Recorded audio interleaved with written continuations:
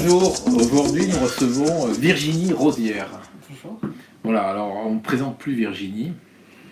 Ah bon? Non, on ne la présente plus. Ah bon. Une Quadra, Ouais, sémillante Quadra, montpelliéraine, très investie dans la politique, donc conseillère régionale, présidente du CRT et députée européenne. quelques semaines encore. Voilà, qui a particulièrement aimé ce mandat Ah oui, beaucoup. et qui le quitte avec regret.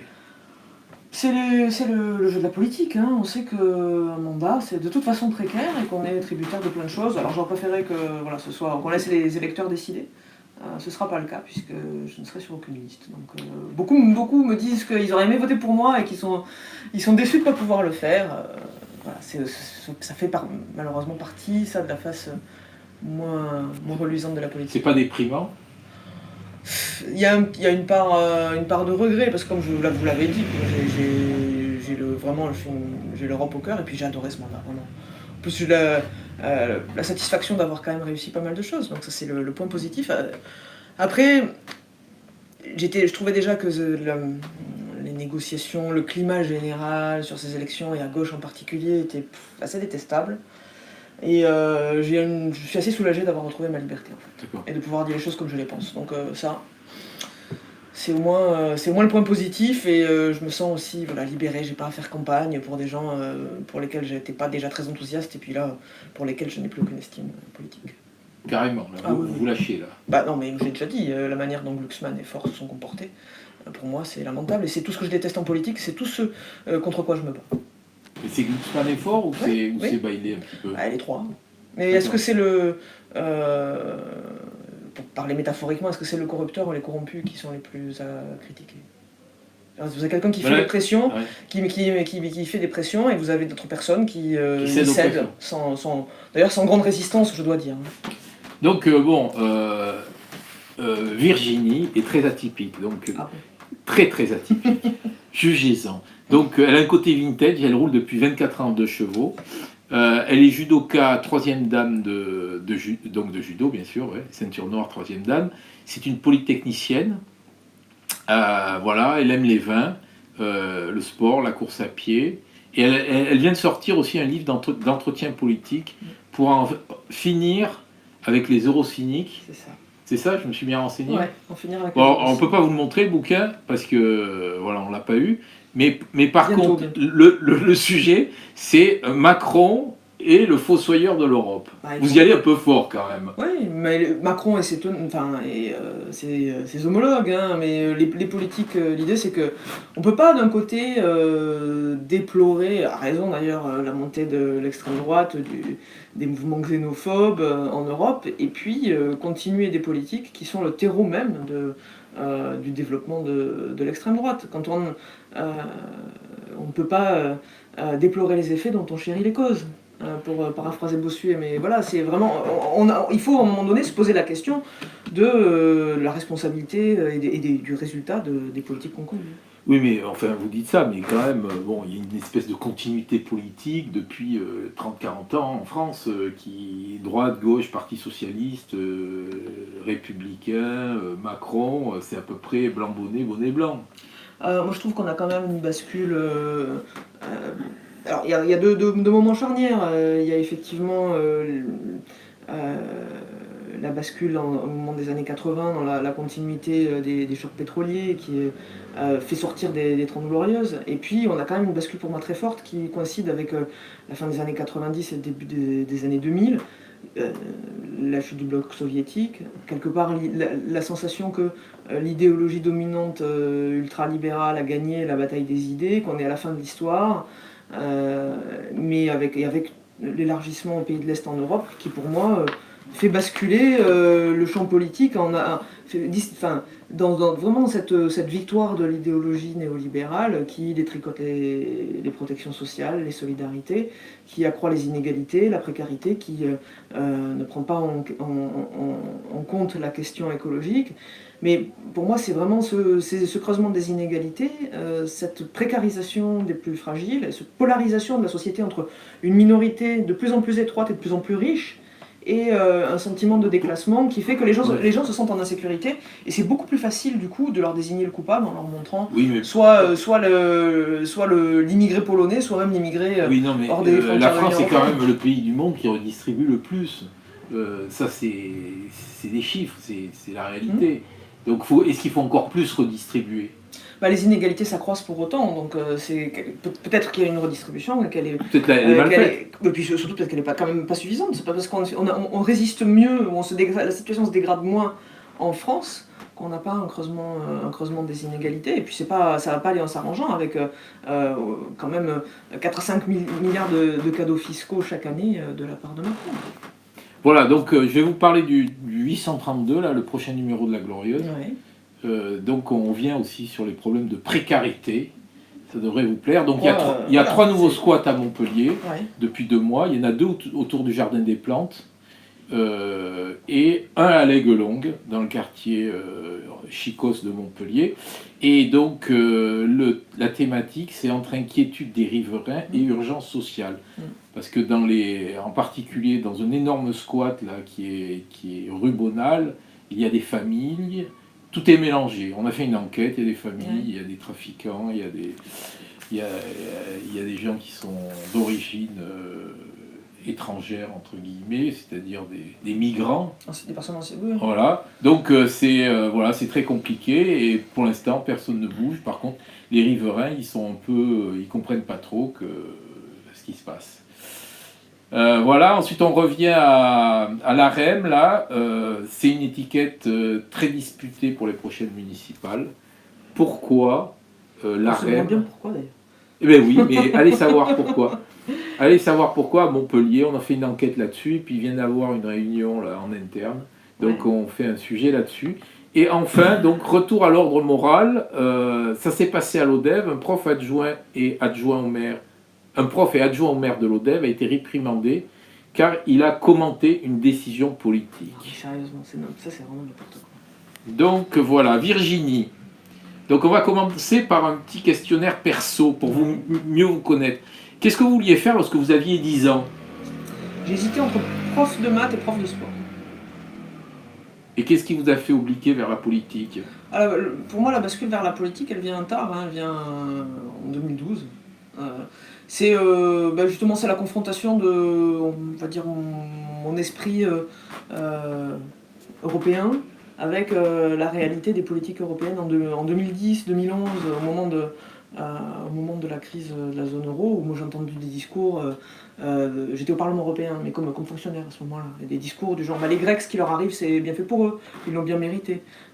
Et pour moi, le projet européen, c'est un projet de solidarité, c'est un projet d'entraide, c'est pas juste pour envoyer chacun. En plus, honnêtement, c'est pas les citoyens grecs qui sont pour quoi que ce soit, ou effectivement, la gestion déplorable qui a été celle de la Grèce, ça a été fait avec la complicité des institutions européennes, avec la complicité de ceux qui étaient justement en train de leur taper dessus en 2010. Donc voilà, moi j'ai trouvé ça odieux, et je me suis dit, j'aimerais bien pouvoir dire ce que je pense. Simplement, pour dire ce que je pense, il ne faut plus que je sois fonctionnaire, il faut que je sois élu. Oui, mais quand on est polytechnicienne, on rentre dans les grands corps de l'État, on ne fait pas de la politique. C'est pour ça que j'ai passé 10 ans dans les grands corps de l'État. Il y a combien de polytechniciens qui se font de la politique? Il y en a quelques-uns. En fait, c'est très peu, quoi. C'est pas la majorité, non, c'est sûr. Mais il y en a quelques-uns. On a même eu un président de la République, un polytechnicien. Lequel? Giscard. Ah oui, c'est vrai. Giscard, pour prendre aussi sur un autre bord politique, Nathalie Kosciusko-Morizet, on a 4 promos d'écart, je crois. Elle est 4 ans plus ancienne que moi, polytechnique. Voilà. D'accord, c'est pour ça que vous l'aimez bien. Je la connais pas. Ah. Parce que dans un précédent entretien, vous m'aviez déjà parlé d'elle. Parce absolument, quand on parle de Polytechnique, on se pose la question de personnalités politiques qui ont fait Polytechnique, et du coup, voilà, c'est dans le passé récent, passé politique récent, c'est... Parce que Polytechnique, c'est des maths, c'est de l'abstraction. C'est des sciences. Ouais. C'est des maths, c'est de l'abstraction.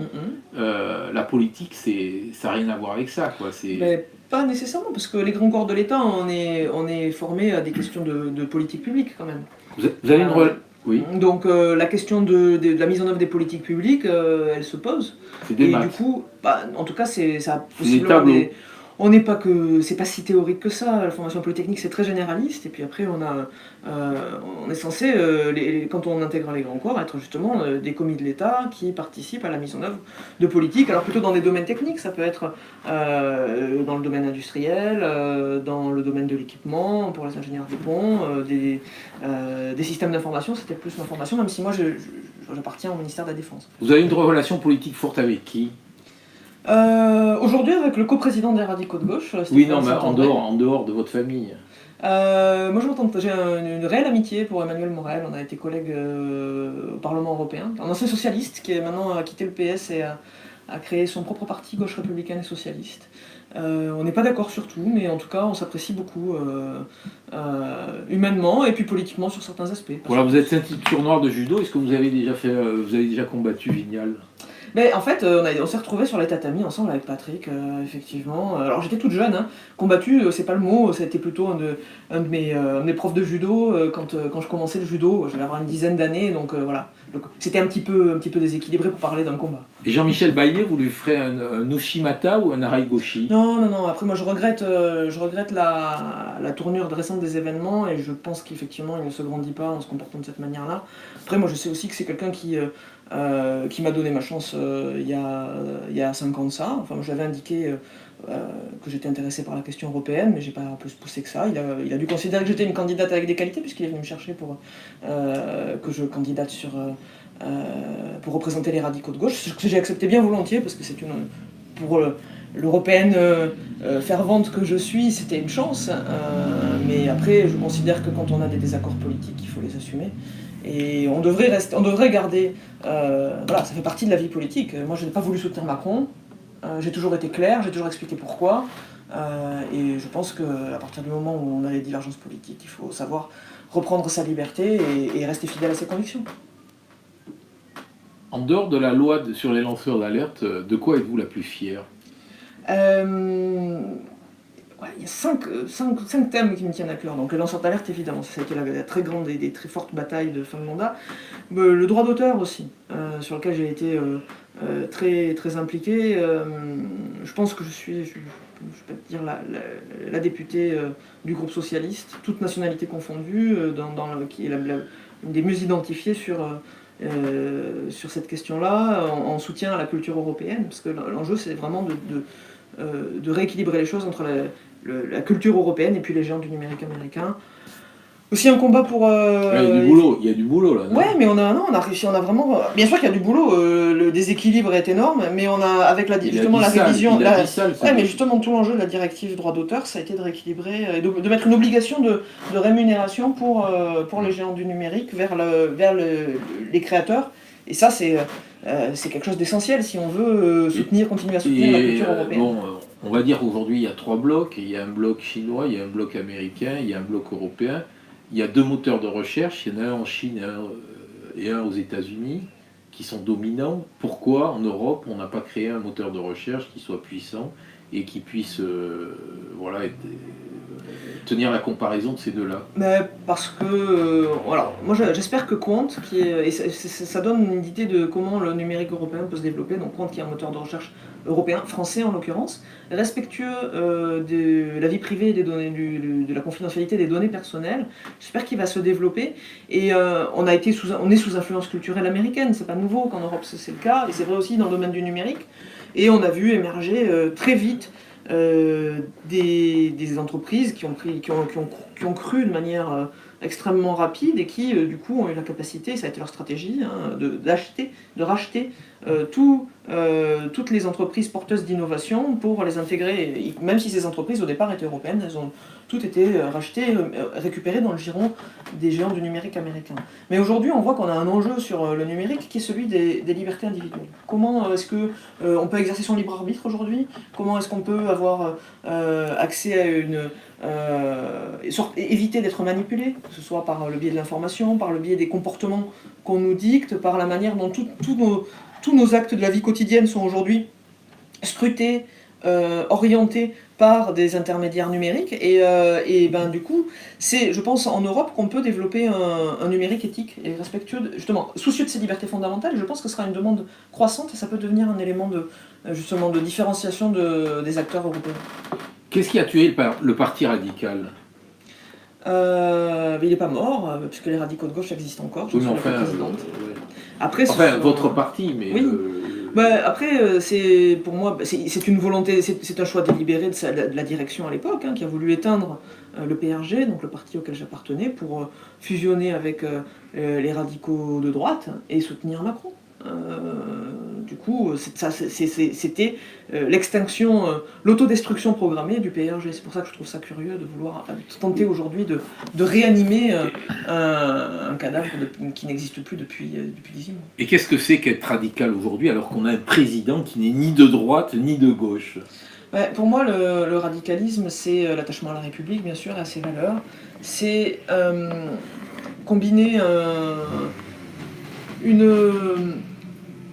une préoccupation viscérale pour les libertés individuelles, avec une grande méfiance de tout ce qui va être déterminisme, assignation, qu'elle soit en raison de votre origine, votre religion, votre appartenance sociale, et votre nationalité, votre genre.